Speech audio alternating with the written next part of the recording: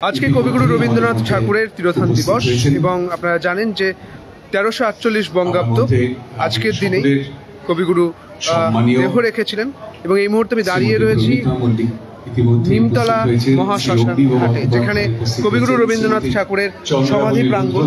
এখানেই চিতাভস্ম দিয়ে সমাধি প্রাঙ্গণ করা আছে এবং সমাধি প্রাঙ্গণে একটা মনোরম পরিবেশ। ঠিক ভূতনাথ যে মন্দির সেই তার পিছনের দিকে, এবং আজকে কলকাতা পৌরসভার পক্ষ থেকে একটি অনুষ্ঠান করা হচ্ছে, কারণ তিরোধান দিবস পালন করা হচ্ছে। সেই অনুষ্ঠানের মাধ্যমে হুগলি নদীর তীর এবং হুগলি নদীর তীরের এই সমাধি প্রাঙ্গণ, এবং এই সমাধি প্রাঙ্গণে এক অন্যরকম আমেজ এই মুহূর্তে, কারণ এই মুহূর্তে প্রচুর মানুষ তারা এখানে এসে জড়ো হয়েছেন। একটু কথা বলার চেষ্টা করি।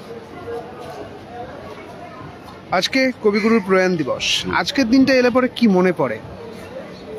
মনে পড়ে যে আমরা কবিগুরুকে যে হারিয়েছি আজকের দিনে। আজকের দিনটা আমাদের খুব দুঃখের, যে তবুও কবিগুরু লিখেছিলেন যে থাকবে না ভাই, থাকবে না কেউ, থাকবে না তো কিছু, সেই আনন্দে যাওরে চলে কালের পিছু পিছু।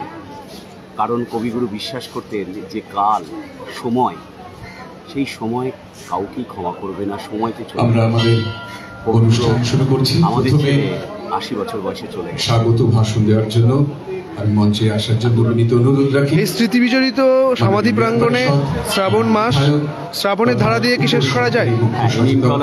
বিধানসভা শ্রাবণ মাস আজকে 22 শ্রাবণ। বিনীত অনুরোধ রাখি বক্তব্য। ঠিক আছে। শ্রাবণের ধারার মতো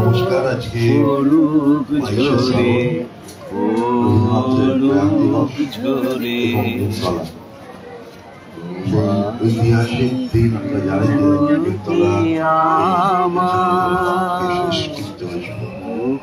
পরবর্তীকালে এখানে আমরা একটা স্মৃতিসৌধ তৈরি করা হয় এবং অনেক বিদেশি ধারার মতো পড়ুক ঝরে